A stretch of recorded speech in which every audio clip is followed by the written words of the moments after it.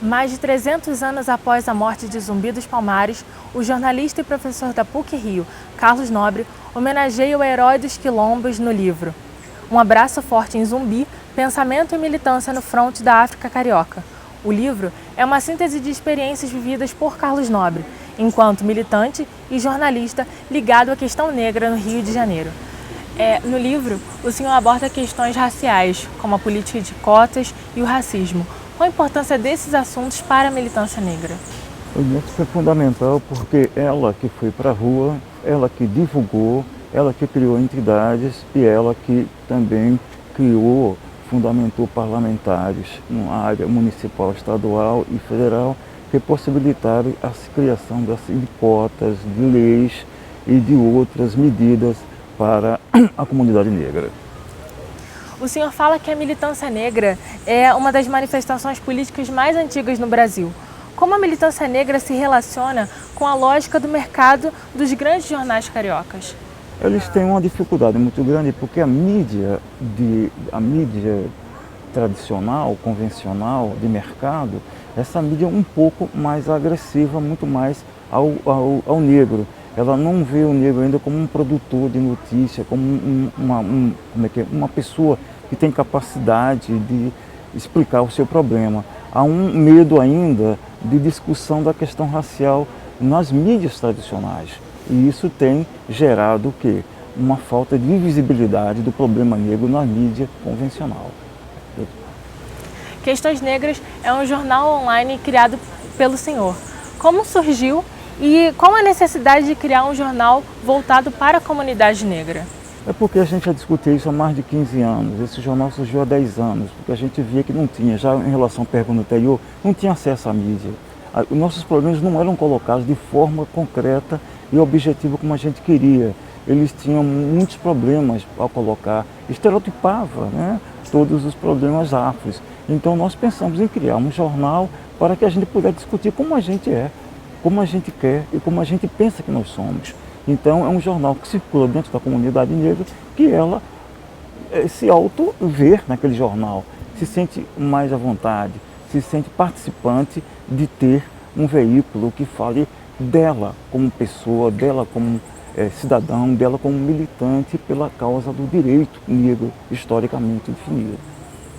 O senhor militou a favor de sambistas, em especial na defesa de mulheres que compõem a ala das baianas. Durante 15 anos, acompanhado por esse grupo, como o senhor analisa a importância do negro no mundo do samba? Bom, o negro é o criador das escolas de samba, né? Então ele que criou uma grande manifestação cultural na cidade do Rio de Janeiro, que é uma das mais visibilizadas no mundo. Então por isso que eu participei de uma discussão sobre melhorias para as aulas de baianas com alguns amigos. Então nós discutimos internamente os problemas que causam dificuldades para o desfile das baianas. Por exemplo, fantasias com 40 quilos em pessoas que têm 70, 60 anos, acabar provocando problemas de coluna ou mesmo doenças nessas mulheres. Então foi um momento que a gente viu o lado interno das escolas de samba. Por outro lado também havia a visibilidade de ver uma manifestação cultural negra que ser tão predominante e de tanto sucesso na cidade, né? E isso também faz parte de um certo orgulho afro, dizer que você tem uma cultura que é muito assediada e muito querida por quase o mundo todo. Outro objeto de estudo foi o Grupo Afroliberal, do antigo PFL, Partido de Frente Liberal, do qual o senhor participou da fundação no Rio de Janeiro. Alguns militantes chegaram a classificar esse grupo como de direita e vendidos. Apesar disso, o senhor aponta avanços no movimento negro a partir do grupo. Como se deu a relação entre o afroliberal e a militância negra na época? Lembra que foi muita dificuldade porque era uma grande novidade e o movimento negro tinha uma ligação histórica com os partidos de esquerda. Eles supunham que era a esquerda que iam resolver os problemas dele. O que é que acontece? Que naquela conjuntura dos anos 90, a questão racial emergiu e conseguiu eleger uma bancada muito grande no Rio, que bancada 4 vereadores, 2 deputados estaduais, 2 federais, 2 senadores. Isso ativou a cobiça dos partidos chamados conservadores ou de direita. Então eles voltaram a criar grupos afros dentro desses partidos para discutir a questão racial e eleger negros, né? Então foi uma grande novidade, até porque quando o afro-liberal chegou, ele mostrou que havia outro caminho, não só o caminho da esquerda, mas um caminho conservador, mas responsável. E foi o afro-liberal que propiciou, depois do fim dele, que surgissem outros agrupamentos afros em partidos, como o PSDB, como o PMDB, como o PSC e vários outros. Houve de fato avanços na militância negra a partir desse grupo e quais foram eles? Ora, o avanço foi que os partidos considerados conservadores também começaram a imitar o PFL antigo, isto é, chamando para compor grupos dentro do partido que discutissem a questão racial e também dando espaço para que negros disputassem eleições, vereadores, deputados estaduais em suas siglas. Essa foi uma grande contribuição, até porque naquela época havia muita vergonha, muito medo das pessoas perceberem que não são totalmente de esquerda, não seguem todos aqueles matizes de esquerda. Existem moderações, tem negros moderados, tem negros conservadores, tem negros de vários tipos. Então, essa contribuição fez com que essas pessoas assumissem a sua condição e ingressassem em partidos considerados conservadores. Para mim foi um grande avanço, porque acabou com aquela linha ideológica que só a esquerda é que tem o monopólio da questão racial ou dos oprimidos. Não, até porque a questão racial é uma questão suprapartidária. Ela está além dos partidos pela urgência que ela tem. Entendeu? Então isso foi fundamental nessas discussões. Um assunto que chama atenção no livro é a participação de negros na maçonaria antigamente. Nomes como André Rebouças, José de Patrocínio e Luiz Gama lutaram pelo fim do trabalho escravo. Como a maçonaria participou do processo abolicionista? A maçonaria é uma sociedade secreta, mas quando ela surge com a filosofia de liberdade para o homem.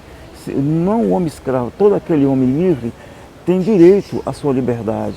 Então, ao surgir no Brasil no final do século XIX, ela já foi uma maçonaria politicamente abolicionista, porque começou a lutar pelo fim da escravidão. Então, desde os 80 primeiros anos do século XIX, há uma grande participação de maçons nas discussões sobre o escravismo. Inclusive, um grupo muito grande de maçons negros que nasceram livres, eram mulatos, como André Rebouças, José de Patrocínio, Luiz Gama e outros. Então fez com que a maçonaria, todas as leis abolicionistas são de maçons, né? Praticamente. Abolição, lei do ventre livre e outras. Então ela teve uma participação muito efetiva, muito forte dentro do processo abolicionista.